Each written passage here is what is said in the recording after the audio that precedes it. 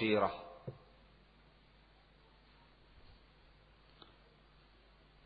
Ini merupakan prinsip salaf, prinsip seorang salafi dalam bab dakwah.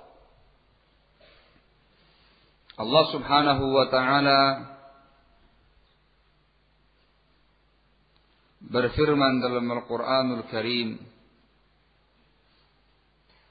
menjelaskan tentang prinsip dakwatul anbiya wal mursalin, khususnya dakwah Nabi kita Muhammad alaihi salatu wassalam dan dakwah para pengikutnya. Disebutkan dalam surat Yusuf, Allah Subhanahu wa ta'ala menyatakan, "Qul hadhihi sabili ad'u ila Allahi ala basiratin ana wa man ittaba'ani." Katakan wahai Nabi alaihi salatu wassalam, hadhihi sabili, inilah jalanku. Ad'u ila Allah, yaitu aku berdakwah kepada Allah Subhanahu wa ta'ala ala basiratin, di atas basirah, di atas ilmu, di atas huda, petunjuk. Ana wa man ittaba'ani, aku dan orang-orang yang mengikuti aku. Di antara penafsirannya, aku berdakwah kepada Allah di atas basirah, begitu pula orang-orang yang ikut dengan aku juga berdakwah di atas basirah.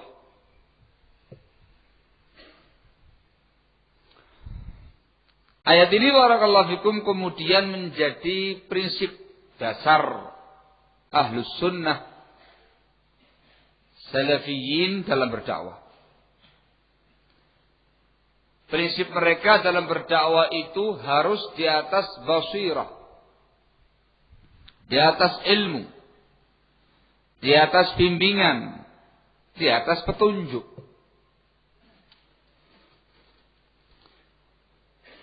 Basirah yang disebutkan dalam ayat ini meliputi 3 perkara. Yang pertama ialah basiratun fima yad'u ilaih. Seorang salafi itu memiliki basirah tentang apa yang dia dakwahkan, memiliki ilmu tentang apa yang dia dakwahkan.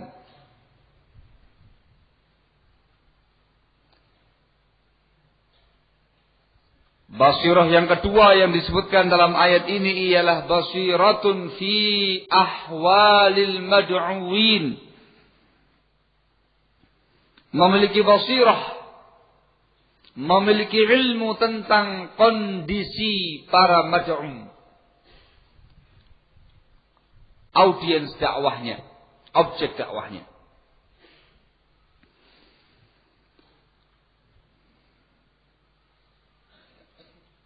Sementara basirah yang ketiga yang disebutkan dalam ayat ini ialah basiratun fi uslubid dakwah.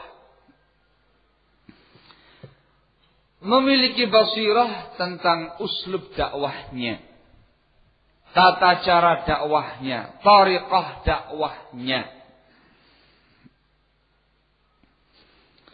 Ini 3 perkara yang harus ada pada sebuah dakwah, dan itu dimiliki oleh seseorang salafi dalam dakwahnya.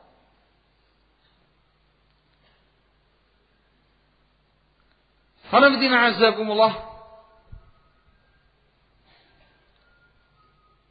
Kita perlu untuk menjabarkan lebih rinci tentang basirah dengan 3 makna ini. Dikarenakan sekali lagi di zaman kita sekarang ini terlalu banyak pihak-pihak yang mengaku menyebarkan dakwah salafiyah, mengaku membawa bendera dakwah salafiyah, mengaku dirinya sebagai seorang dai salafi. Terutama mereka-mereka yang sok basirah dalam dakwahnya. bahasa lebih realnya, sok hikmah dalam dakwahnya. Maka perlu kita pahami 3 basirah ini. Di satu sisi supaya kita sebagai seorang dai salafi betul-betul memiliki basirah sesuai yang diharapkan dalam ayat ini. Sisi yang lain kita mengetahui mana dai salafi yang ala basirah, mana dai yang salafi yang tidak di atas basirah. Adapun yang pertama, basiratun fima yad'u ilaih. Dia memiliki basirah, memiliki ilmu tentang apa yang dia dakwahkan. Maksudnya ialah sang dai tersebut harus memiliki ilmu sebelum berdakwah. Sehingga dia tahu apa yang dia sampaikan. Dia tahu apa yang dia utarakan kepada para mad'unya. Berdakwah di atas ilmu, bukan berdakwah di atas al-jahl, kebodohan. Ilmu yang dimaukan di sini tentu ilmu kitab wa sunnah dengan pemahaman salaful ummah, ilmu syariah, ilmu agama Allah Subhanahu wa taala. Ini merupakan syarat mutlak seorang dai salafi. Belajar dulu, berilmu dulu, sebelum kemudian dia menyampaikan, khususnya di forum-forum umum, kepada pihak secara luas tentang agama Allah Subhanahu wa taala ini. Itu prinsip al-ilmu qabla al-qawli wal amal. Barakallahu fikum. Khanamtin azakumullah, terkait dengan poin 1 ini, masing-masing orang tergantung dengan kapasitasnya. Rasulullah sallallahu alaihi wa ala alihi wasallam menyatakan dalam sebuah hadis, "Balligh wa anni walau ayah." Sampaikan dariku walaupun 1 ayat. Masing-masing kita berkewajiban untuk menyampaikan ilmu walaupun 1 ayat. Namun tergantung dan sesuai dengan kapasitasnya masing-masing. Kalau dia hanya menyampaikan pada 1-2 pihak, menyampaikan kepada istrinya, menyampaikan kepada anaknya, menyampaikan kepada pihak tertentu, apa yang dia ilmui 1-2 ilmu, labas. Tabligh, menyampaikan ilmu yang dia punya. Itu masuk dalam basirah fima yad'u ilaih, memiliki ilmu tentang apa yang dia dakwahkan. Namun barakallahu fikum, tatkala dia sudah mulai terjun di tengah-tengah midanu dakwah, lapangan dakwah, terjun di tengah-tengah masyarakatnya, maka tidak cukup hanya memiliki 1-2 ilmu, 1-2 maklumat, 1-2 poin hukum dan semisalnya. Maka dia harus memahami sekian banyak ilmu-ilmu yang dia butuhkan untuk dakwah dia di tengah-tengah masyarakat. Barakallahu fikum. Karena yang dia dakwahkan itu ialah Alkitab wa sunnah dengan pemahaman salaful ummah, maka dia harus memahami ilmu tentang Al-Quran, ilmu tentang sunnah, ilmu tentang pemahaman salaf. Syarat mutlaknya ialah harus bisa berbahasa Arab. Quran bahasa Arab, hadisnya Rasul pakai bahasa Arab, penjelasan para ulama salaf dulu dan sekarang pakai bahasa Arab. Maka syarat mutlak dia harus memahami dan paham bahasa Arab supaya dia bisa memahami penjelasan-penjelasan tadi dengan baik dan benar. Syarat mutlak. Barakallahu fikum. Dia pun juga harus memahami tentang usulul ilm, dasar-dasar ilmu yang cukup untuk memahami Alkitab wa sunnah dengan pemahaman salaful ummah. Maka dia butuh belajar tentang kaidah usul, baik kaidah fiqhiyah atau usulul fiqh. Dia harus memahami tentang kaidah ilmu hadis, supaya dia bisa membedakan mana yang sahih, mana yang dhaif, paling tidak bisa memahami keterangan-keterangan para ulama ketika mereka mensahihkan sebuah hadis atau mendhaifkan sebuah hadis. Bukan muqallid. Dia harus mengerti tentang usul tafsir, kaidah tafsir Quran. Dan itu harus dia ambil dari masyayikhnya, talaqi ilmu dari para ulamanya, sebagaimana poin yang sebelumnya. Pernah talaqi, pernah mengambil ilmu dari seseorang yang alim. Barakallahu fikum. Ini syarat mutlak. Ilmu. Ini merupakan ciri khasnya dakwah salafiyah, ciri khasnya dai salafi. Maka ikhwan fillah azakumullah, ketika ada seseorang yang belum memenuhi perangkat-perangkat tadi, ya maaf, mbok ya duduk yang manis, belajar yang rajin, taklim yang pinter, dibetulkan dulu prinsip-prinsip ilmiahnya. Jangan kemudian langsung terjun bebas di tengah-tengah masyarakat, berdakwah kepada Allah Subhanahu wa ta'ala dengan apa yang dia punya. Di tengah-tengah sana barakallahu fikum terdapat sekian banyak problem dan masalah. Ada masalah akidahnya masyarakat, ibadahnya masyarakat, akhlaknya masyarakat, muamalahnya masyarakat, problem fulan, problem alan. Di sana banyak sekali yang namanya orang-orang yang menyimpang, musuh-musuh dakwah. Dari kalangan kufar, dari kalangan hizbiyin, dari kalangan ashabul ahwa'i wal bid'ah, dari kalangan awam. Di tengah-tengah sana banyak yang namanya syubhat, kerancuan dalam berfikir, dalam berpemahaman. Maka tatkala engkau belum memiliki perangkatnya, itu namanya engkau terjun dalam dunia perang, Anda belum memiliki senjatanya.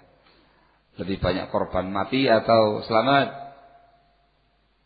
Kalau korban kena kemudian pedang atau kena pistol, iya balik rumah sakit. Tapi kalau kemudian kena korban syubhat, jadi orang yang menyimpang. Sedianya dia kepingin dakwah ilallah, berubah menjadi orang yang menyimpang dikarenakan syubhat yang sedemikian menyambar-nyambar di medan dakwah yang enggak mampu dia tepis. Barakallahu fikum. Ini yang harus diperhatikan baik-baik. Kamu harus mengetahui kondisi diri kamu masing-masing. Rahimallahu mur'an arafa qadra nafsih. Semoga Allah merahmati seseorang yang tahu diri. Kalau kapasitas kamu baru A, B, C, D, ya A, B, C, D. Jangan lompat sampai Z. Kalau kapasitasnya kamu baru baligh wa'anni walau ayah, baligh wa'anni walau ayah. Jangan melampaui batas yang kamu tidak mampu. Barakallahu fiik. Kalau memang kapasitas kamu itu sudah melampaui itu semuanya, ahlan wa sahlan. Basiratun fima yad'u ilai. Dia harus memiliki ilmu tentang apa yang dia dakwahkan. Pada poin satu ini, Fantina azakumullah, terlalu banyak orang-orang yang mengaku ahlus sunnah, mengaku salafi, kemudian dia terjun di tengah-tengah masyarakatnya berdakwah kepada Allah Subhanahu wa ta'ala. Katanya membawa bendera dakwah salafiyah dalam keadaan dia tidak memiliki apapun. Maka orang semacam ini yufsidu aktsara mimma yuslih. Lebih banyak merusak dakwah daripada memperbaiki dalam dakwah. Tipikal orang semacam ini barakallahu fikum yang kemudian banyak membuat problem-problem, masalah dalam dakwah ilallah. Belum matang, belum waktunya terjun.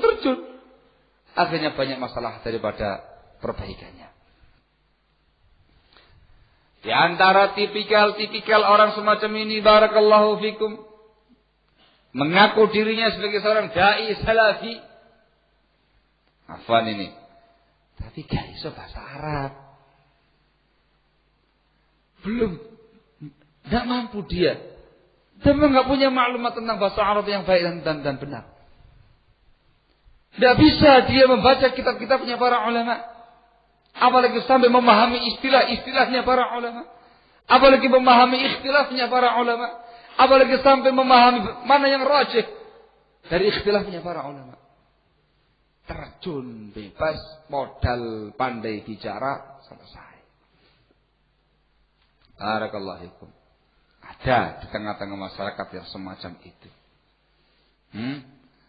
Ya, dia ambil buku terjemahan.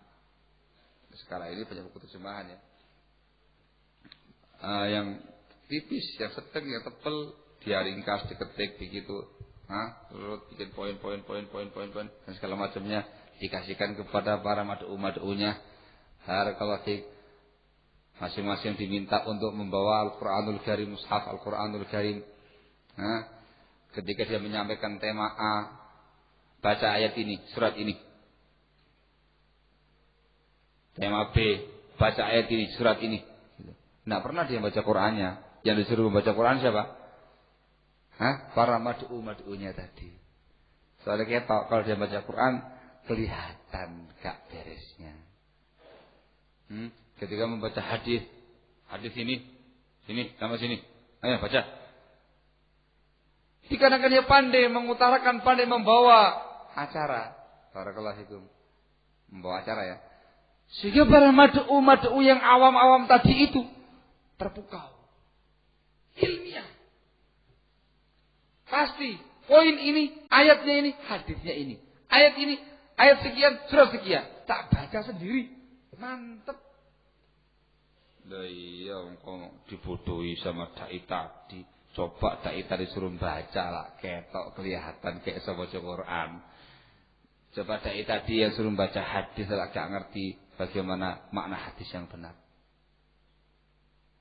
Wallahul musta'an. Itu ada. Dan subhanallah mengaku dirinya sebagai seorang dai salafi, membawa bendera dakwah salafiyah.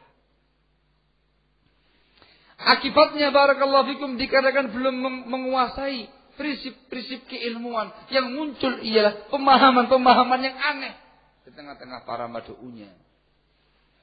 Pemahaman yang aneh di tengah-tengah para mad'unya. Di antara pemahaman yang aneh, nggak tahu di sini ada apa tidak ada ini.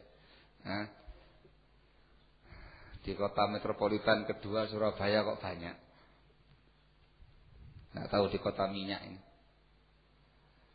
Di antara pemahaman aneh yang muncul dari tipikal orang semacam ini, barakallahu fikum, ialah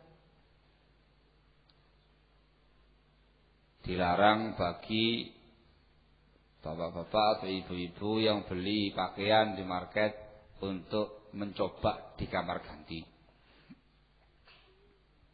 Apalagi ibu-ibu secara khusus tidak boleh mencoba pakaiannya mau dia beli di kamar ganti. Loh kenapa? Dikarenakan dia menanggalkan pakaiannya di luar rumah suaminya.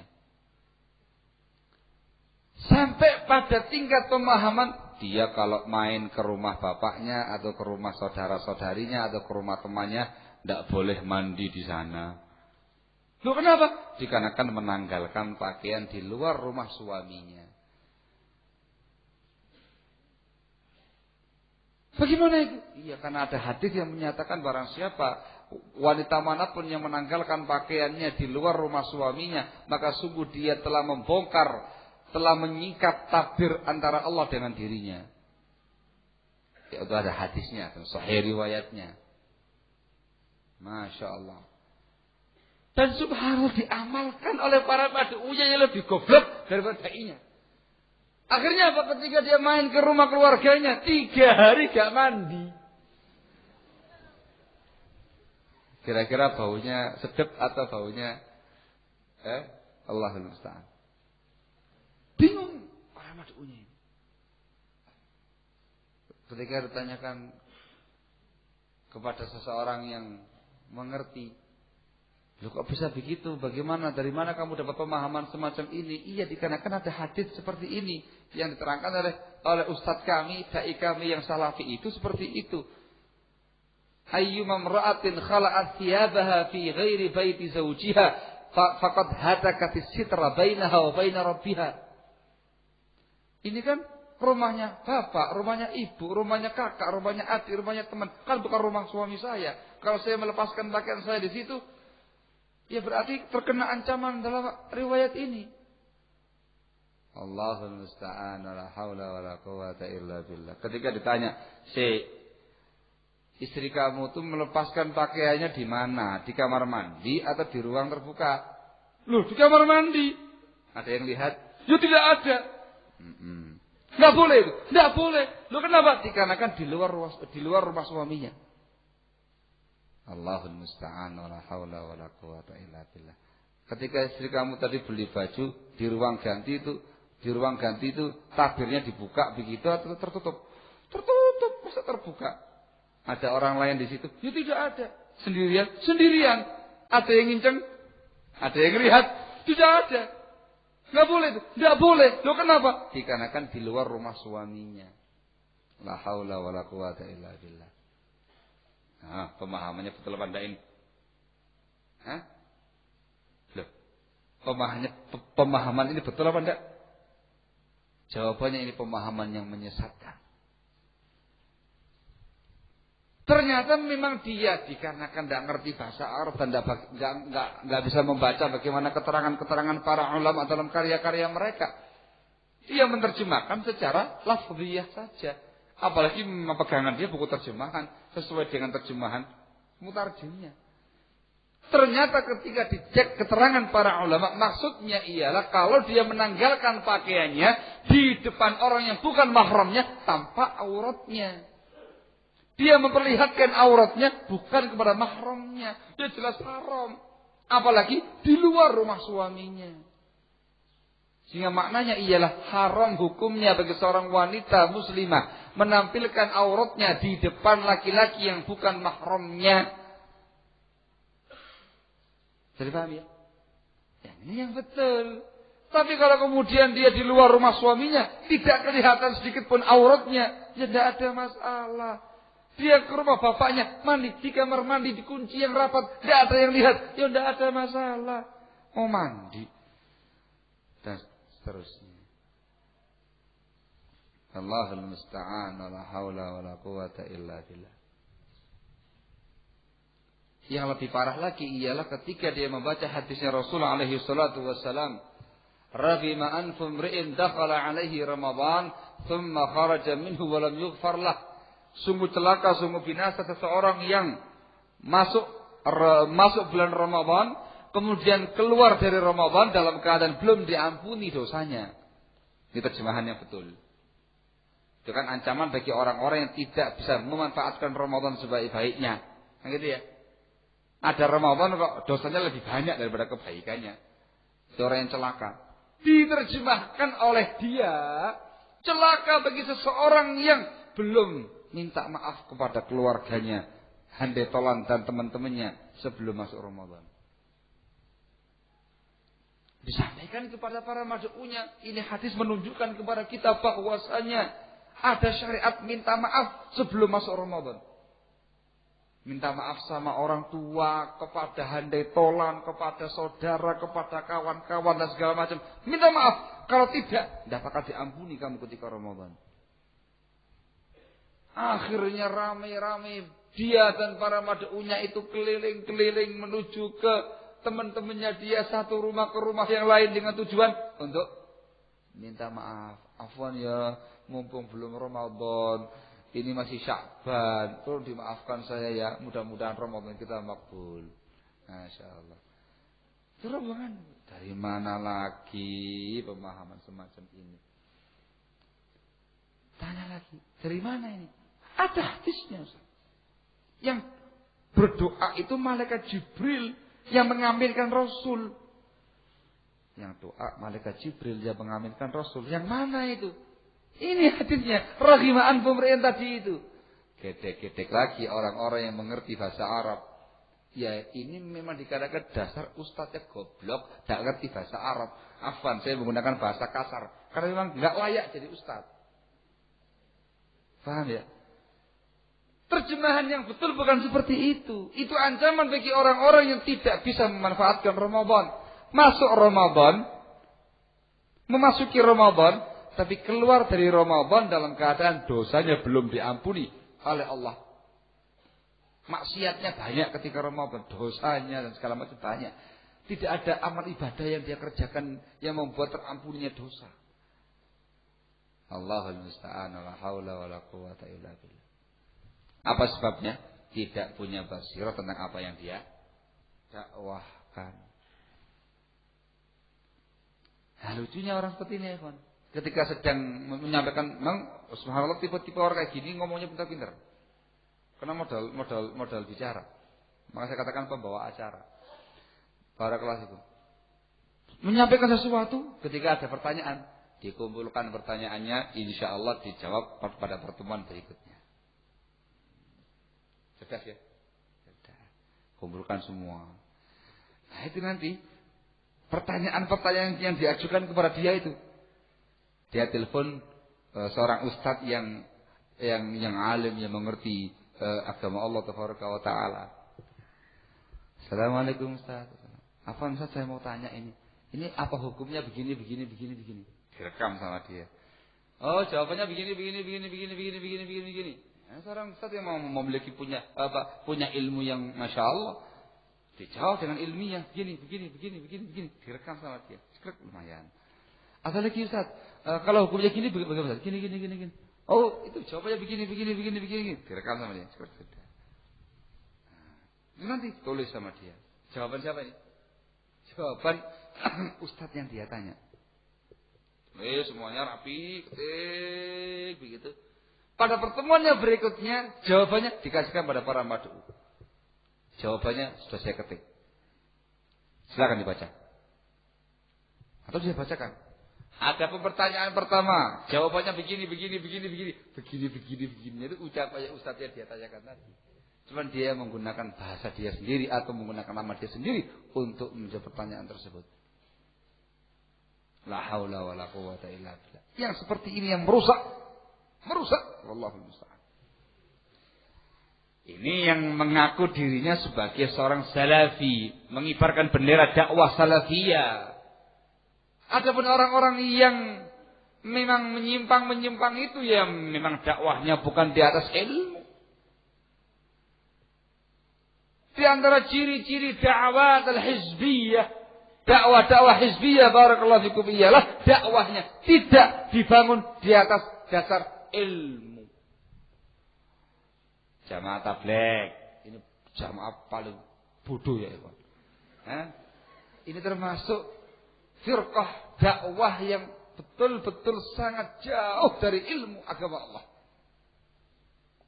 Berdakwah bukan dengan ilmu syar'i, ilmu agama Allah tabaraka wa ta'ala, ala jahl. Itu ma'ruf. Begitu pula semua dakwah-dakwah yang lain. Dakwah ikhwaniyah dan segala macamnya. Mereka itu ma'ruf. Dalam urusan dakwah ilallah tidak punya basirah, tidak punya ilmu tentang apa yang dia dakwahkan. Bahkan dikatakan tidak ada di tengah-tengah mereka seorang alim rabbani yang memiliki ilmu yang menjadi rujukannya mereka. Ada ulama tabligh begitu, yang diakui keilmuannya. Ada ulama ikhwan begitu yang diakui keilmuannya. Kalau ulama usul iya, tapi kalau ulama sunnah tidak ada pada mereka. Barakallahu fikum. Dan itu merupakan ciri khasnya ashabul ahwa'i wal bidah. Di antara argumentasi yang disebutkan oleh para ulama ialah kisah Ibnu Abbas radhiyallahu taala anhuma. Tatkala beliau datang kepada mendatangi markisnya kaum Khawarij. Ibnu Abbas pada masa kekhilafan Ali bin Abi Thalib radhiyallahu anhu datang ke markisnya Khawarij untuk dialog. Sampai di markisnya kaum Khawarij disambut oleh sebagian mereka, yang lain tidak mau nyambut. Ibnu Abbas menggunakan pakaian yang sangat indah, yang sangat bagus. Begitu ada yang nyambut, tanya, pakaian apa ini wahai Ibnu Abbas? Dikatakan ini pakaian yang diperbolehkan dalam agama Allah, pakaian yang biasa dikenakan oleh Rasulullah SAW. Karena kaum Khawarij itu sok zuhud, tidak mau pakaian yang bagus-bagus. Kamu dari mana ini Ibnu Abbas? Dikatakan, jitu min indi ashabi Muhammadin sallallahu alaihi wasallam wa laisa fikum minhum ahad. Itu baru mukaddimah dialog gitu. Tapi subhanallah isinya sangat bagus. Kata Ibnu Abbas, saya datang dari sisi para sahabatnya Muhammad sallallahu alaihi wasallam. Dan tidak ada di tengah-tengah kalian satu orang pun dari para sahabat. Kata-kata ini sangat menukik. Kata para ulama ini menunjukkan ciri khasnya ashabul ahwa'i wal bidah dari mulai zaman dahulu sampai sekarang ini. Tidak ada di tengah-tengah mereka seorang alim yang punya ilmu.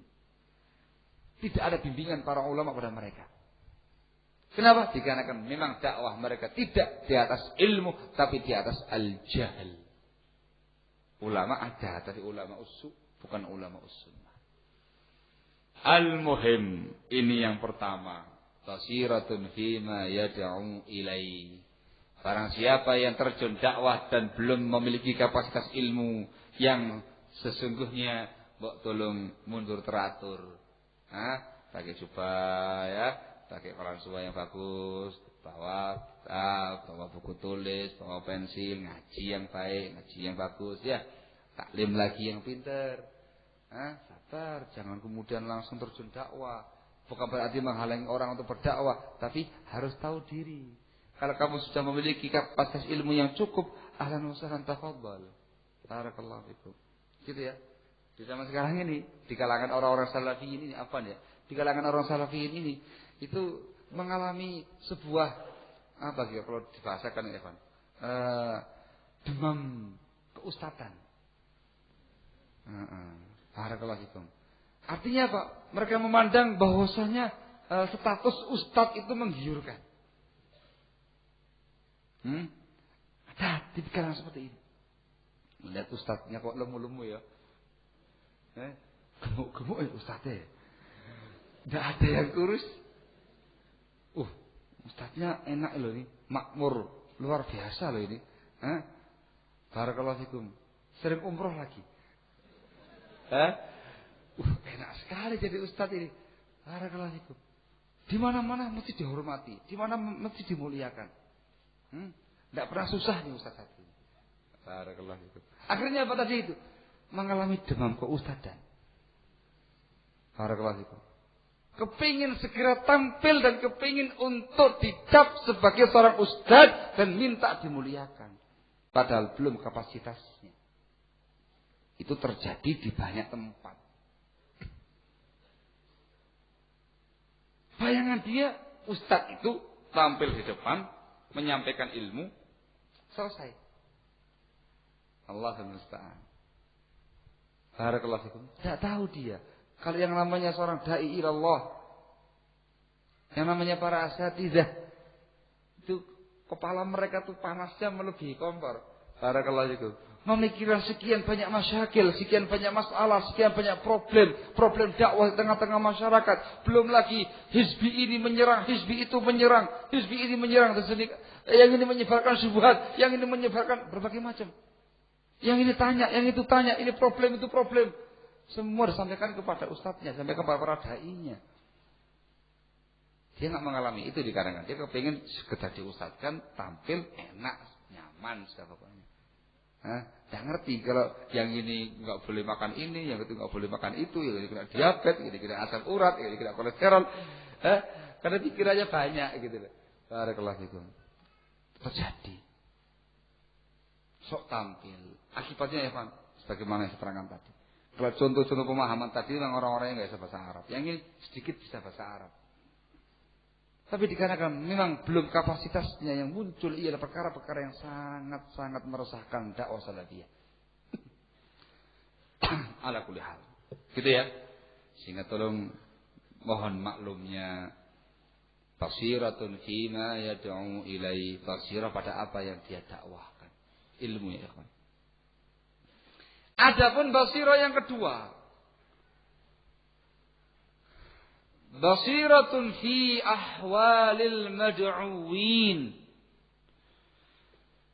Seorang dai salafi itu harus mengetahui objek dakwahnya. Mengetahui objek dakwahnya. Keadaan para mad'unya. Bagaimanakah latar belakang mereka? Siapa mereka itu? Tujuannya ialah supaya dia bisa menyampaikan dakwah ilallah kepada masing-masing mereka dengan basirah ketiga, uslub dakwahnya. pas sesuai dengan kondisi mad'unya. Yang namanya mad'u barakallahu fikum, ada mad'u dari kalangan orang kafir. Orang kafir ada yang membangkang, ada yang tokoh-tokoh kufar, ada kafir-kafir abangan. Ada orang-orang kafir yang menebarkan syubhat, ada orang kafir yang mikirnya dunia saja, nak mikiri agamanya. Ada pula di antara mad'u tadi yang muslim. Yang muslim juga macam-macam. Ada mad'u yang betul-betul sangat primitif. Sangat primitif. Primitif peradaban, primitif akhlak, primitif keilmuan. Pokoknya sudah primitif. Awam, abang-bang. Itu sifat mubalaghahnya orang Jawa Timuran. Barakallahu fikum. Sangat awam, sangat abang. Islamnya itu. Sangat primitif. Ada pula di antara mereka yang kaum intelektual. Tapi dia bodoh tentang perkara agama.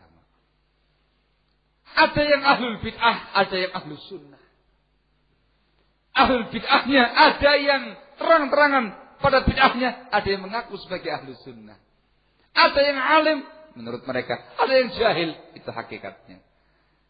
Ahlus sunnah, ada ahlus sunnah yang siap menerima ilmu agama Allah tabaraka wa taala, siap untuk mengamalkannya. Dari kalangan tullabul ilm, ada ahlus sunnah yang nyerempeti kayak tadi itu. Tipikal orang yang nggak tahu diri kayak tadi itu. Macam-macam yang namanya mad'u. Maka seorang dai salafi itu ketika berdakwah kepada Allah Subhanahu wa taala harus memiliki basiratun fi ahwalil mad'uin. Disebutkan dalam hadis Bukhari Muslim dari Ibnu Abbas radhiyallahu taala anhuma, menceritakan tentang kisah diutusnya sahabat Mu'adz bin Jabal radhiyallahu taala anhu arda ke Yaman. Ketika Rasul sallallahu alaihi wasallam mengutus sahabat Mu'adz bin Jabal ke Yaman, beliau memberikan briefing. Di antara briefing yang disampaikan Rasul kepada sahabat Mu'adz ialah menjelaskan kepada sahabat Mu'adz bin Jabal radhiyallahu taala anhu wa arda siapa mad'unya. Rasul mengatakan, innaka ta'ti qauman ahla kitab. Hai Mu'adz, kamu nanti ke Yaman akan mendatangi satu kaum dari kalangan ahli kitab. Itu kondisi mad'u. Al-hadith, sampai al-hadith. Disampaikan dulu oleh Rasul kepada Mu'adz bin Jabal supaya dia tahu siapa yang bakal dihadapi nanti. Itu supaya dia mempersiapkan ilmunya, mempersiapkan segala sesuatunya terkait dengan mad'u yang satu itu. Barakallahu fikum. Sehingga tidak mungkin dalam dakwah ila Allah barakallahu fikum semuanya itu dipukul rata. Tidak bisa. Tidak bisa kajian seperti sekarang ini. Jadilah salafi sejati. Saya sampaikan di pelosok Kaltim. Di tempat-tempat primitif orang-orang yang belum mengerti yang namanya ilmu. Tidak mungkin saya teriak-teriak salafi sejati. Awas tentang bahaya tabligh dan segala macamnya. Bingung merekanya. Salafi itu apa Ustaz? Sejati itu apa? Tidak paham. Apa tabligh itu? Apa ikhwan itu? Primitif. Nah mungkin saya sampaikan seperti ini. Kan gitu ya. Mad'unya lain. Mad'unya berbeda. Tidak mungkin saya menyampaikan tema-tema semacam ini di kalangan sebuah masyarakat yang ijo royo-royo. Tahu mana hijau royo-royo ini? Semuanya serba hijau. Tahu mana ini? Masa nggak paham sih? Paham enggak? Ada yang paham? Ada yang paham? Siapa? Hijau royo-royo. Ayo Farhan, tahu? Yang hijau royo. Masa ketawa-ketawa tak? Nggak ngerti maksudnya. Pada ketawa-ketawa semua. Hijau royo-royo ya dari kalangan orang-orang sufi ya. Kita bahasakan sufi aja ya, enak ya. Dari kalangan kaum sufi ya memang atributnya hijau. Di tengah-tengah mereka. Tidak mungkin saya sampaikan tentang tema jadilah salafi sejati. Wah, nggak bisa pulang saya nanti. Barakallahu fikum. Nggak bisa pulang saya nanti. Loh kenapa? Iya, bakal dihabis sama mereka. Barakallahu fikum. Tidak bisa saya belak-belakan seperti ini di tengah-tengah mereka. Tidak bisa. Kenapa? Mad'unya beda. Mad'unya berbeda. Itu namanya al-abasiratun fi ahwalil mad'uwin. Harus paham itu. Ketika antum diutus dakwah di tengah-tengah masyarakat yang masih awam, masih abangan, tidak ngerti apa-apa, maka antum harus tahu kondisi bagaimana mereka dan harus tahu apa yang antum sampaikan di tengah-tengah mereka tadi. Bukan termasuk basiratun fi dakwah dan bukan ciri khasnya dai salafi. Ketika diutus di tengah-tengah masyarakat seperti itu, kemudian dia membahas tentang masalah hizbiyah. Dia membahas tentang masalah ashabul ahwa'i wal bid'ah. Diterangkan hizbi fulan, hizbi alan, langsung sebut namanya. Itu bukan seorang dai salafi. Bukan begitu bahasanya. Bukan seorang dai salafi yang punya basirah dalam dakwahnya. Itu lebih halus bahasanya. Barakallahu fikum. Kenapa? Bukan pada tempatnya ya akhi. Tidak paham mereka apa itu semuanya. Kamu sampaikan kepada mereka tentang yang pas dengan mereka. Sampaikan tentang masalah pentingnya beribadah kepada Allah. Pentingnya kembali kepada ajarannya Rasulullah SAW. Itu pun menggunakan bahasa ibadah, nggak menggunakan bahasa tauhid. Menggunakan kembali kepada ajarannya Rasulullah, nggak menggunakan bahasa sunnah. Karena mereka belum banyak memahami. Terkait dengan masalah syukur nikmat, sabar menghadapi cobaan dan ujian, dan segala macamnya, cinta Allah, cinta Rasul. Begitu cara penyampaiannya. Pas untuk mereka, kena. Itu namanya basiratun fi ahwalil mad'uwin. Gitu ya. Nah, kalau nyampaikannya di tengah-tengah antum-antum kayak gini, ini beres urusan. Gampang itu. Dikasih semuanya juga nerima. Nah gitu ya. Malah orang-orang kayak antum itu lebih senang yang belak-belakan daripada yang nggak belak-belakan. Kayak gitu ya.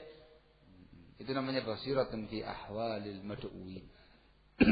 Barakallahu fiik. Di zaman sekarang ini barakallahu fiik. Banyak sekali tipikal-tipikal dai yang mengaku dirinya sebagai dai salafi, mengibarkan bendera dakwah salafiyah, tapi tidak punya basirah pada poin satu ini. Pukul rata semuanya sudah. Disuruh menyampaikan taklim. Ustaz, silakan Ustaz, taklim. Ini di masjidnya masyarakat. Dilihat sekitar-sekitarnya.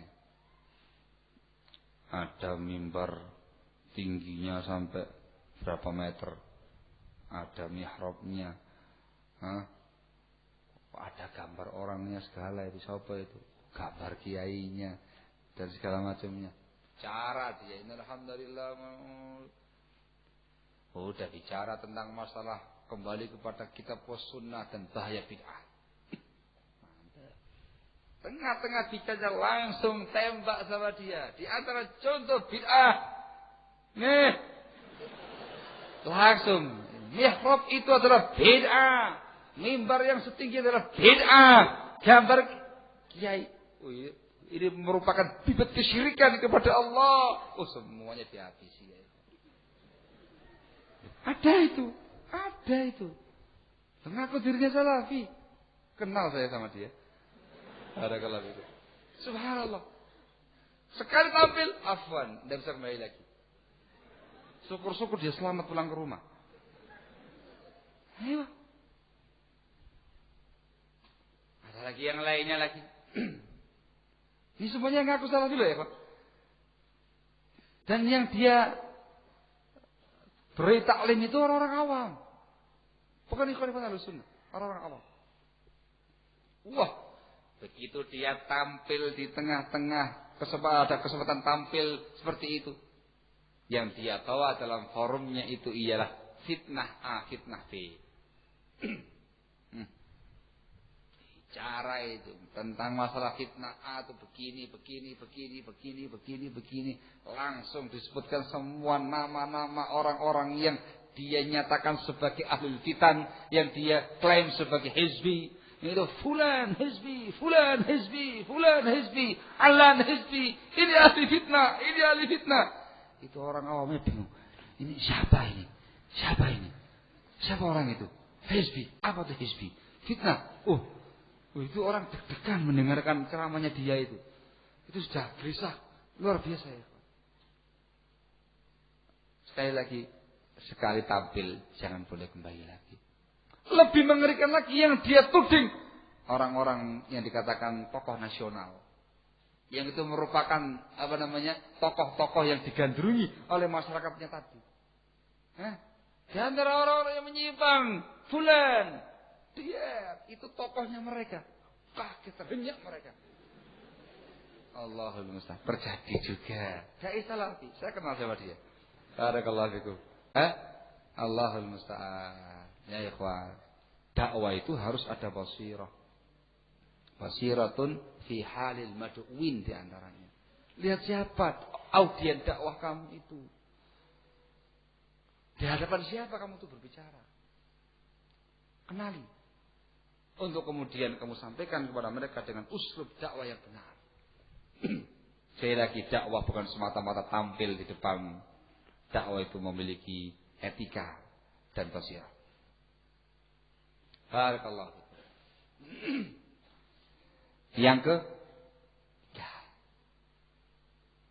basiratun fi uslubid dakwah. Basirat dalam uslub dakwahnya. Karena tidak perlu dipahami, dakwah salafiyah itu dalam berdakwah kepada Allah Subhanahu wa taala memiliki dua uslub. Memiliki dua uslub. Memiliki dua tariqah. Tariqah yang pertama, uslub yang pertama ialah ar-rifq wal lin. Kelemah lembutan dan kesantunan.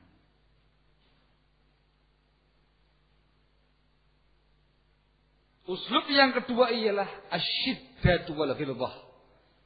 Keras dan tegas. Dua-duanya dilakukan, dicontohkan oleh Rasulullah sallallahu alaihi wasallam. Dua-duanya. Di antara contoh uslub ar-rifq wal lin yang dicontohkan Rasulullah alaihi salatu wasallam ialah tentang kisahul A'rabi. Kisah seorang Arab pedalaman yang tipis di mana? Di Masjid Ibnu Qayyim atau Masjid Nabawi? Masjid Nabawi. Sebagaimana yang antum ketahui bersama, tamam, ada seorang Arabi yang masuk ke Masjid Nabawi, kemudian sholat di belakangnya Rasulullah alaihi salatu wassalam. Kemudian dia berdoa. Ada yang mengatakan doa dulu, ada yang mengatakan tipis dulu. Berdoa, Allahumma arhamni wa Muhammadan wa la tarham ma'ana ahada. Ya Allah, rahmatilah aku dan si Muhammad saja, jangan engkau rahmati bersama kami siapapun orangnya. Kalian berdua aja lah yang dapat rahmat, yang lain tidak usah. Gitu. Aduh ya Ivan ya. Tidak berapa lama kemudian dia mojok. Tahu mojok ya? Datang ke satu pojokan masjid, langsung kemudian dia buang hajatnya. Spontan para sahabat langsung menghentikan dia. Tahan. Jadi dikarenakan itu Masjid Nabawi ya ikhwan, yang memiliki keutamaan yang luar biasa itu. Di zamannya Rasul, di depannya Rasul sallallahu alaihi wasallam ketika itu. Rasul mengatakan, jauh, biarkan. Itu Rasul ya, biarkan dia. Sudah, ketika dia sudah menyelesaikan hajatnya, dia minta para sahabat untuk mengambil satu ember air. Ketika orang tadi masih buang hajat, Rasul sallallahu alaihi wasallam justru memberikan nasihat kepada para sahabat. Innakum lam tub'atsu mu'assirin. Wahai para sahabatku, kalian itu tidak diutus sebagai pihak yang mempersulit. Innama bu'itstum muyassirin. Namun kalian itu diutus sebagai pihak yang memberi kemudahan. Itu selesai, ambil timba, diguyur di atasnya. Kan dulu masih nggak pakai tekel kayak gini ya, masih dalam bentuk tanah begitu. Siram selesai. Kemudian Rasulullah SAW memberikan tausiah kepada Arabi tadi. Barakallahu fikum. Selesai semuanya. Tidak ada yang namanya cacian, celaan, hinaan, dampratan, pukulan, tamparan kepada Arabi tadi. Nah, apalagi disekolahkan, tidak ada. Barakallahu fikum. Hanya dengan tausiah yang rifqun wali mengena. Barakallahu fikum. Di antara pendapat yang mengatakan doa itu disampaikan oleh Arabi setelah kejadian ini menunjukkan dia betul-betul terkesima dan terkena dengan dakwahnya Rasul. Begitu didakwai demikian, sadar dia. Langsung doa, Allahumma arhamni wa Muhammadah wa la tarham ma'ana ahada. Ya Allah, rahmati aku dan Muhammad saja. Yang lain jangan. Ya karena yang lainnya tadi bentak, Rasul enggak. Barakallahu. Itu contoh rifqun wali. Dan masih banyak lagi contoh-contoh yang lain. Contoh syiddah wal ghilbah. Uslub keras, tegas yang ditunjukkan Rasul sallallahu alaihi wasallam. Itu kelihatan dengan gamblang dan jelas. Tatkala Rasulullah sallallahu alaihi wasallam memperingatkan umatnya tentang munculnya kaum Khawarij. Agak dengan bahasa yang sangat jelas, sangat pedas.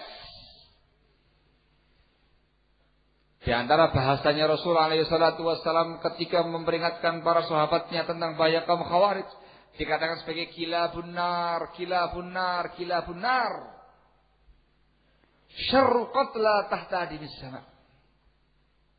Khairu qatla man qataluh. Mereka itu adalah anjing-anjing neraka, anjing-anjing neraka, anjing-anjing neraka. Sejelek-jelek orang yang terbunuh di bawah kolong langit. Sebaik-baik orang yang terbunuh ialah orang yang mereka bunuh. Oh, bahasa seperti ini sangat pedas, sangat tegas dan sangat keras. Itu kalau seandainya di zaman sekarang diterapkan, wah itu bisa heboh dunia dakwah. Bisa heboh ya ikhwan. Atau membicarakan sekte apa begitu. Kamu katakan kilabun nar, kilabun nar, kilabun nar. Wah itu kasus itu. Dipidanakan atau ya ikhwan. Mungkin. Itulah Rasul. Sikapnya syiddah wal ghilbah. Yang perlu diingat dan diperhatikan barakallahu fikum. Uslub dakwah salafiyah yang dua tadi tidak monoton. Tapi yakhtalif bi ikhtilafil mad'u. Berbeda-beda tergantung kondisi mad'unya. Ada mad'u dikasih rifqun walin, kelemah lembutan. Ada mad'u yang lainnya lagi dikasih syiddah wal ghilbah, tegas dan keras. Fleksibel sesuai dengan keadaan yang ada. Itu usul dakwah salafiyah yang benar. Di zaman sekarang ini barakallahu fikum, ada dua pihak yang monoton. Semuanya mengaku sebagai sunni salafi, mengibarkan bendera dakwah salafiyah. Monoton. Yang satu monoton dengan cara syiddah wal ghilbah. Keras terus, kencang terus dalam dakwahnya itu. Tidak peduli di depan dia itu orang awam atau di depan dia itu orang yang intelektual, orang yang paham agama atau yang nggak paham agama. Pokoknya kenceng sudah. Gayanya sebagaimana yang saya contohkan tadi. Di depan umum dikit ini bid'ah, syirik, ini musyrik, ini kafir, ini orang menyimpang, hizbi, langsung depan banyak orang. Itu orang yang monoton keras. Setiap kali dia berdakwah mesti itu caranya. Sampai kemudian dicap sebagai jamaah tadbiq wa tahzib. Barakallahu fikum. Dari kalangan siapa ini? Dari kalangan Ahlussunnah, orang-orang yang mengaku dirinya salafi, mengibarkan bendera dakwah salafiyah. Barakallahu fikum. Ini orang-orang yang bisa dikatakan terkena serpihan pemahaman Haddadiyah tadi itu. Barakallahu fikum. Nah, ya. Ini banyak yang seperti ini. Ada pula dari kalangan mereka, barakallahu fikum, yang hanya menggunakan prinsip rifqun walin, kelemah lembutan, yang dibahasakan dengan hikmah dalam dakwah. Kalau mereka itu salafi garis keras, kalau kami salafi moderat, halus. Dicek dulu halusnya tuh kayak apa sih? Di antara bentuk rifqun walin dalam dakwah di zaman sekarang ini, tidak boleh melakukan yang namanya hajrul mubtadi', memboikot ahlul bid'ah. Tidak boleh itu. Dikarenakan di zaman sekarang ini ahlus sunnati wal jamaah sedikit, dakwah salafiyah asing. Banyak dari kalangan mereka yang ashabul ahwa'i wal bid'ah. Banyak dari kalangan mereka yang masuk dalam dakwah hizbiyah. Maka tidak boleh menerapkan yang namanya hajrul mubtadi', atau memboikot ahli bid'ah. Tidak boleh. Tidak boleh. Kita harus menggunakan sistem rifqun walin, kelemah lembutan dalam perkara dakwah.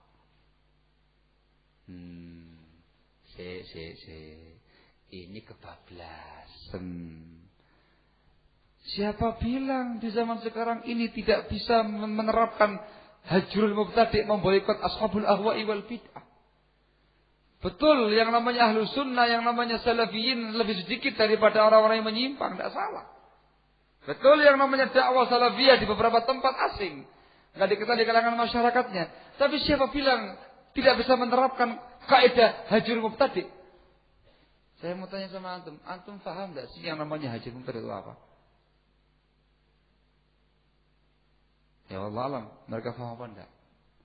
Yang namanya hajrul mubtadi' itu memiliki bentuk dan gambaran yang sangat banyak. Nggak cuma satu. Di antara hajrul mubtadi' itu ialah kalau ketemu tidak mengucapkan salam kepada mereka. Kalau mereka salam tidak kita jawab. Kalau mereka sakit tidak kita jenguk. Kalau mereka mati tidak kita antar jenazahnya. Mereka ada di sebuah majelis kita langsung pergi. Nah gitu ya. Mereka ada di sebuah jalan langsung kita cari jalan yang lain. Dan juga di antara bentuk-bentuk hajrul mubtadi' itu ialah tidak datang ke majelisnya mereka, tidak mendengarkan kaset-kaset ceramah mereka, tidak mengambil ilmu daripada mereka, tidak mendengarkan tausiah mereka. Mereka punya acara sendiri, saya nggak ikut-ikutan. Dan masih banyak lagi bentuk-bentuk hajrul mubtadi' yang sesungguhnya maknanya ialah meninggalkan ahlul bid'ah tadi. Anda harus paham, yang namanya hajrul mubtadi' itu mungkin keseluruhan, mungkin sebagian, tergantung kondisinya masing-masing. Ada kalanya mungkin bagi kita untuk memboikot ahlul bid'ah tadi secara keseluruhan. Kita tidak satu daerah dengan dia. Pergi kita. Dia yang pergi atau saya yang pergi. Nah, itu keseluruhan. Saya tidak akan bertemu dengan ahli bid'ah ini dalam sebuah atap.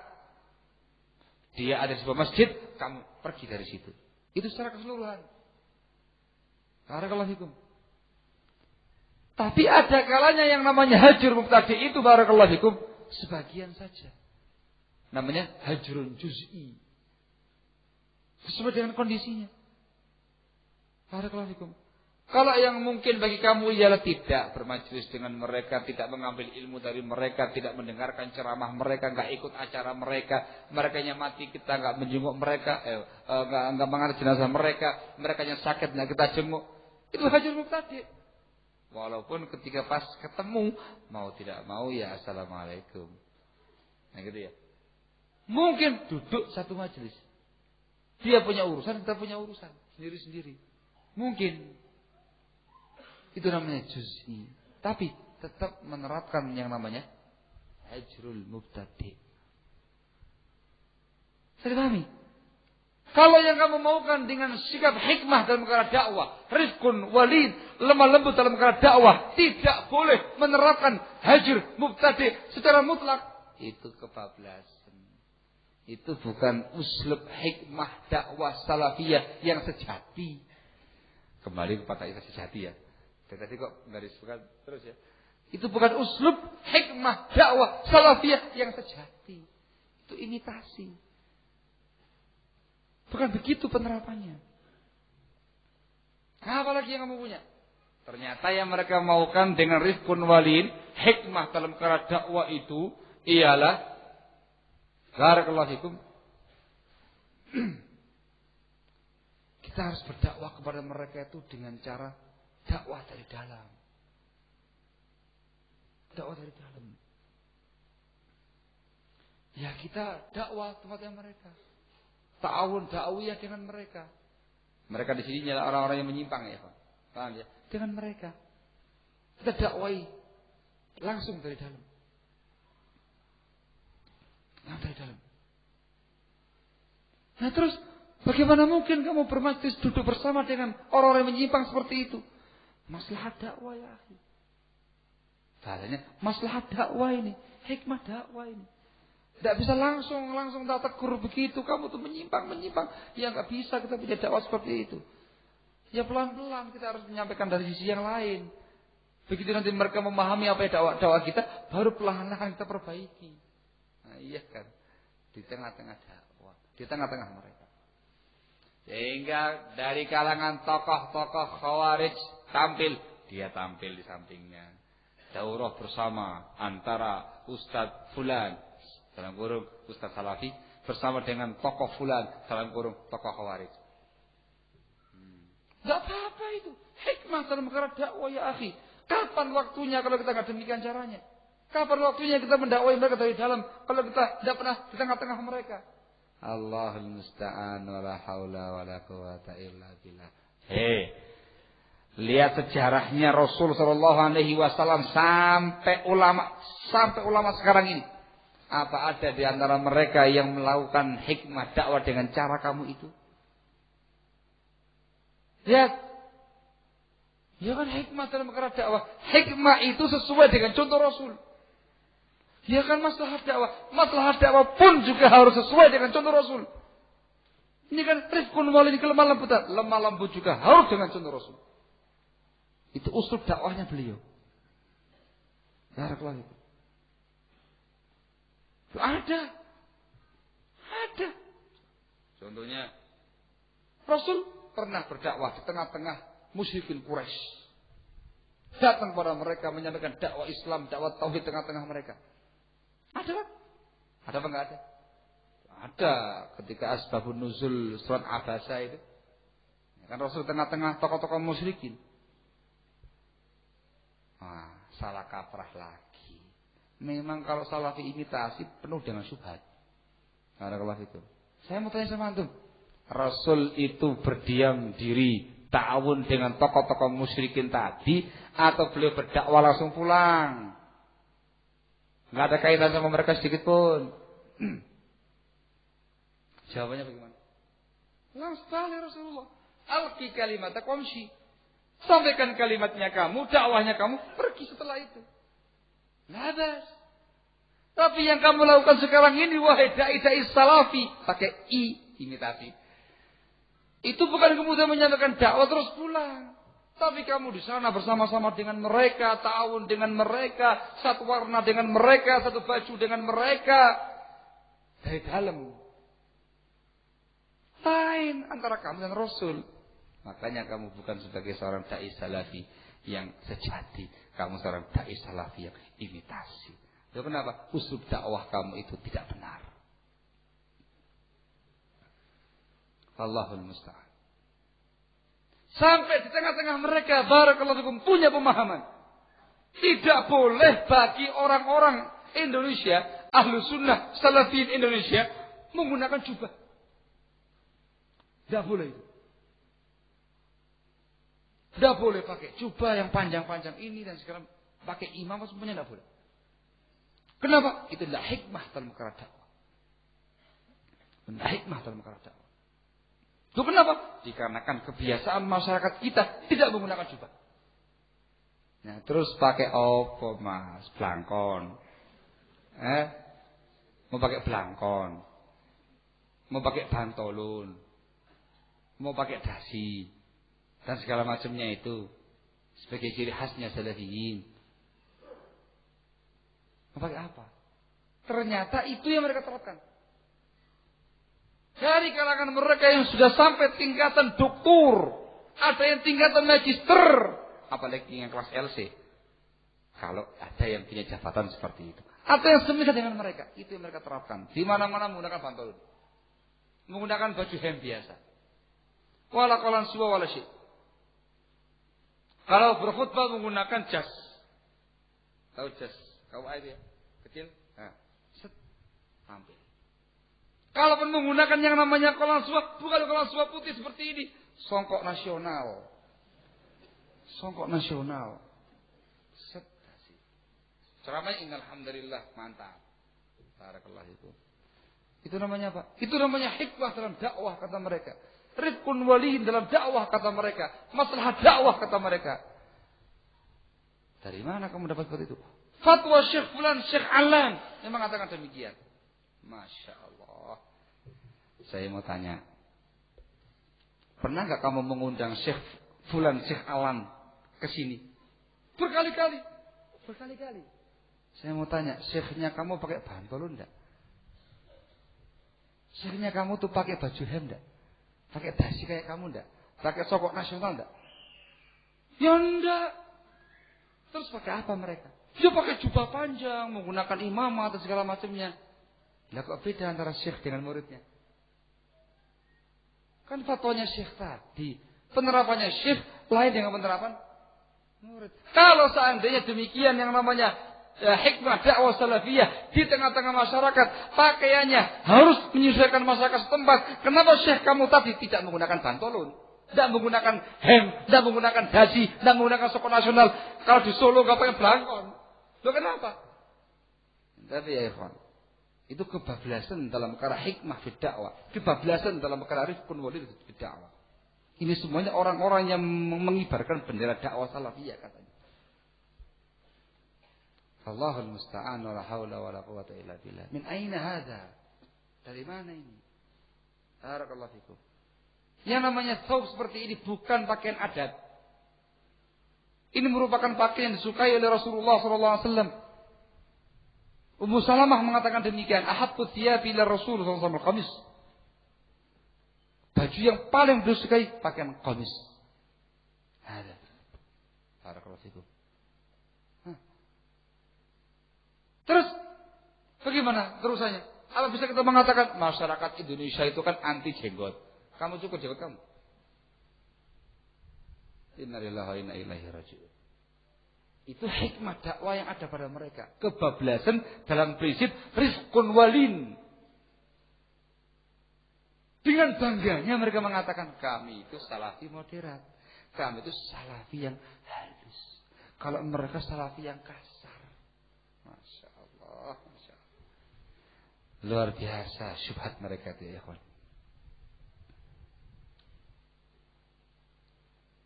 Saya mau tanya sama antum. Sama siapa ini nanya? Siapa aja lah yang mau jawab. Misalkan antum wahai sang dai salafi diminta untuk datang ke sebuah acara. Ustaz datang, kami undang Ustaz pada acara pernikahan putra putri kami dan minta Ustaz yang memberikan mau'idhah hasanah. Ini boleh dihadiri apa enggak ini? Hah? Loh kok diem aja? Kenapa nggak boleh? Jadi rinci. Kalau mereka boleh. Kalau kita dirinci, si acaranya itu modelnya kayak apa? Full maksiat, full kemungkaran, ataukah tidak ada itu semuanya? Kan gitu ya? Itu adalah undangan walimatul urus syar'i. Tetapi kalau kemudian di tengah-tengahnya itu ada kemungkaran-kemungkarannya, full maksiat. Ternyata ada panggung besar. Di situ sudah dipasang kuadi. Ini untuk mempelai putri, ini untuk mempelai putra. Di depannya itu ada yang ini alat-alat musik band. Yang sebelah sana gamelan. Di halamannya itu banyak kursi-kursi yang ada. Paling depan itu kursi kehormatan. Untuk siapa kira-kira ya? Untuk Ustaz. Nah, barakallahu fi. Dia tahu itu. Dikarenakan itulah umumnya masyarakat kalau mengadakan acara walimatul urus di tempatnya dia. Tahu itu. Apalagi masyarakat kita jauh-jauh sebelumnya sudah ramai suaranya ya. Belum hari H sudah ramai. Belum waktu H sudah ramai. Ngerti dia. Dalam kondisi yang seperti itu dan dia tahu itu kebiasaannya. Apakah mungkin kamu datangi ya? Jawabannya gimana? Apakah mungkin kamu datang ke sana? Kenapa? Walimatul urus syar'i ya. Kenapa gak ke sana? Hah? Karena banyak kemungkaran-kemungkaran yang ada. Masya Allah. Ini dari salafin. Tapi bagi kamusnya mereka enggak. Loh, syar'i undangan walimatul urus itu syar'i membahagiakan orang itu. Kan mereka sedang bebungah. Itu katanya orang Jawa. Sedang bergembira dengan pernikahan putra-putrinya. Kita harus datang ke sana. Masya Allah ya Pak. Datang ke sana. Disambut. Dia menggunakan pakai jubah enggak ya? Tidak bakal pakai jubah mereka itu. Paling pol ya pakai sarung lah. Dia kelihatan kalau dia kiai salafi. Kan gitu ya, pakai sarung, pakai baju koko, kadang pakai jas, ya pakai songkok nasional. Barakallahu fikum. Datang sambut, ahlan Ustaz, pakai ahlan lagi. Monggo Ustaz, silakan Ustaz. Taruh di mana ya Pak? Di tribun paling depan, kursi kehormatan sang Ustaz. Masya Allah. Datang semua yang namanya para hadirin. Ikhtilat itu biasa didapat di tengah-tengah masyarakat. Kalau sudah masyarakat umum ikhtilat yang namanya ibu-ibu dan mbak-mbak itu semuanya berlomba untuk mempercantik diri. Ya Pak ya? Masyarakat umum ya Pak ya? Ya Pak ya? Loh, jangan sok enggak tahu lah.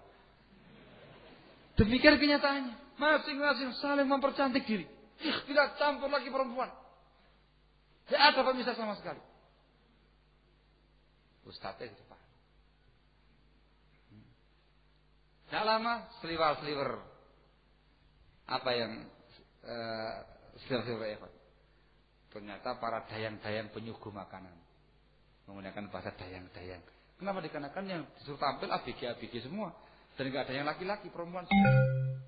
ABG semua. Dayang-dayang menggunakan kostumnya semuanya sama. Serba pink. Barakallahu fikum.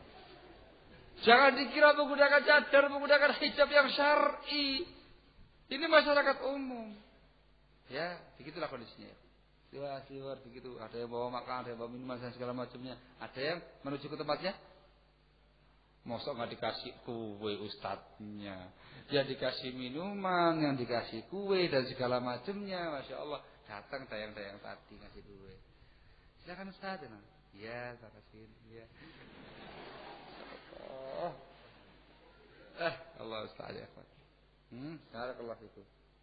Udah dimulai acaranya. Di depan dia persis. Siapa yang depan? Persis kuadinya. Ini mempelai putri, mempelai putra.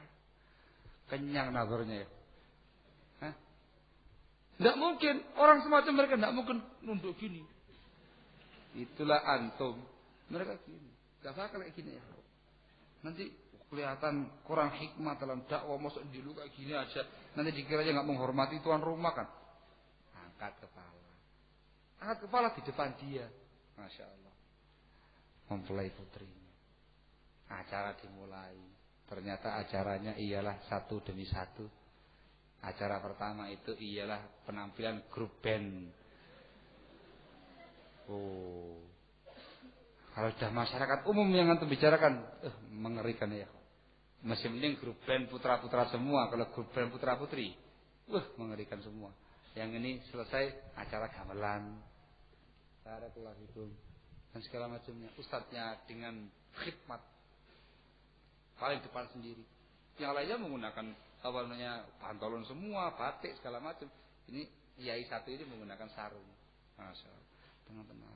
Menikmati acara-acara yang ada. Hikmah dalam dakwah ya, tidak mungkin kemudian saya nggak datang pada mereka. Hikmah dalam dakwah ya, ini merupakan rifqun walin. Barakallahu fiik. Tenis. Ben, silakan nikmati Ustaz. Gamelan, nikmati yang saya enak aja Ustaz. Dayang-dayang, pen. Barakallahu fiik. Giliran yang tampil Ustaz tadi kepada Bapak Kiai Haji, atau kepada Bapak Ustadz Fulan, dipersilahkan memberikan tausiah-tausiahnya. Masya Allah. Tampil. Kira-kira kalau tampil di mana ya Pak? Di atas panggung tadi. Nah mungkin dia tampil di kursinya begitu. Naik ke atas panggung. Sampingnya grup band, grup gamelan, belakangnya kedua mempelai, dia di depan. Siapa yang di depan dia? Bapak-bapak, ibu-ibu, mbak-mbak, segala macamnya semua ikhtiar. Saya mau tanya sama antum. Kira-kira dalam kondisi seperti itu, apa dia akan melakukan yang namanya ingkarul mungkar? Ingkarul mungkar? Jawabannya abadan. Abadan. Tidak bakal kemudian dia menyampaikan ingkarul mungkar. Tidak mungkin dia mengatakan haramnya musik, haramnya alat musik, haramnya ikhtilaf. Tidak mungkin. Bagaimana mungkin dia menyampaikan seperti itu? Dia sendiri di tengah-tengah acara itu menikmati ikhtilat yang ada, menikmati band yang ada, gamelan yang ada, nazar sepuas-puasnya. Bagaimana mungkin dia kemudian menyampaikan yang seperti itu semua? Tidak mungkin. Paling pol ialah tausiah rumah tangga. Tausiah rumah tangga. Selesai. Itu yang aku inginkan dengan hikmah fi dakwah. Itu yang kamu inginkan sebagai rifqun walin fi dakwah. Hasya wa kalla. Bukan demikian dakwah salafiyah. Bukan demikian dakwahnya Rasulullah alaihi salatu wassalam. Kebablasan ya akhi, kebablasan. Naam, Rasul memiliki uslub rifqun walin. Beliau juga memiliki uslub syiddatun ridhah. Tapi itu semua diterapkan pada masing-masing pihak sesuai dengan bimbingan Rasulullah sallallahu alaihi wasallam. Panjang uraiannya, yang penting ikhwan, basiratun fi uslubid dakwah. Itu penting. Nah, gitu ya. Jam berapa sekarang ini? Hah? Masya Allah. Jam 5:30 Ini namanya delay 10 menit. Barakallahu fikum. Tapi labas. Sengaja memang saya perpanjang yang satu ini dikarenakan di zaman sekarang ini Allahul Musta'an, orang-orang yang mendakwahkan dakwah salafiyah, yang katanya menebarkan dakwah salafiyah, yang mengaku dirinya paling hikmah dalam dakwahnya, paling halus dalam dakwahnya, paling maslahat dalam dakwahnya, kebablasan dalam perkara itu semuanya. Allahul Musta'an, la haula wala quwwata illa billah. Intinya di antara prinsip salafi sejati, khususnya mereka yang terjun dalam dakwah, dakwahnya harus di atas basirah. Barakallahu fikum. Siapa kira salafi sejati itu orangnya kaku dan kasar, tidak punya kelemah lembutan sama sekali? Tidak. Jangan lupa, salafi sejati itu punya prinsip syumuliyatul manhaj. Masih ingat ya? Persis kayak Rasul. Akhlakul karimah dia tampilkan. Kelemah lembutan dia tampilkan. Waktunya keras-keras pada tempatnya masing-masing. Barakallahu fikum. Ya, begitulah ya, Pak. Basiratun fid dakwah. Ini dijawab kapan? Sekarang apa nanti? Nanti aja ya. Nah, pertanyaan dijawab nanti saja ya ikhwan. Dikarenakan sudah delay 10 menit, jadi saya tidak mau berlama-lama. Insyaallah kita ketemu lagi. Barakallahu fikum ba'da Isya. Baik, ba'da Isya insyaallah taala. Akan sedikit, kalau misalkan memungkinkan waktu yang kita sedikit menyampaikan prinsip yang berikutnya. Kalau nggak memungkinkan ya nanti kita lihat bagaimana yang ada di kertas ini. Yang disebutkan tadi barakallahu fikum hanya 1, 2, 3, 4 patok ya. Contoh-contoh prinsip-prinsip seorang salafi sejati. Kata-kata sejati ini apa ya? Itu redaksinya panitia. Barakallahu fikum. Intinya ya ikhwan, seorang salafi sejati itu ialah seseorang yang betul-betul mengaplikasikan agama Islam secara kafah dalam semua aspek kehidupannya. Akidah, ibadah, muamalah, akhlak, adab, dakwah semuanya. Itu dia mencontoh Rasulullah sallallahu alaihi wasallam di atas bimbingan sunnah Rasulullah alaihi salatu wasallam. Bukan omongan, tapi kenyataan. Wallahu a'lam bishawab. Naktafi lahuna. Subhanaka wa bihamdika asyhadu an la ilaha illa anta astaghfiruka wa atubu ilaik. Fadhalu hafizakum.